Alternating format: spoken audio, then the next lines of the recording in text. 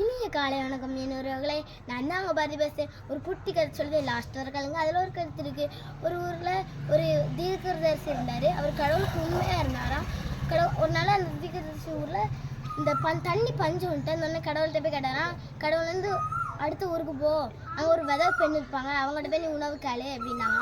அதனால இந்த தீர்க்கதரிசியும் போய் கேட்டாங்கன்னா அந்த அந்த விதை அம்மாவும் நான் கொஞ்சோண்டு எண்ணெய் இருக்குது, கொஞ்சோண்டி மாவு இருக்குது, அதனால் அவங்களுக்கு அப்பம் சுட்டு கொண்டு வரேன் அப்படின்னாங்கன்னா சுட்டு கொண்டு அவங்களுக்கு வந்து நல்லா இந்த கொடுத்து உதவணுன்ட்டு மனசு இருந்துதான். அதனால் கொஞ்சோண்டி அப்பத்தையும் வச்சு கொஞ்சோண்டி மாவையும் வச்சு கொஞ்சோண்டு எண்ணெயும் வச்சு கொண்டு அந்த தீர்க்கதரிசிக்கு கொடுத்தாங்கன்னா தீர்க்கதரிசி கொடுத்தோடனே இந்த தண்ணி பஞ்ச காலத்தில் அவங்களுக்கு வந்து மாவும் குறையில எண்ணெயும் குறையில நிறைய இருந்தது.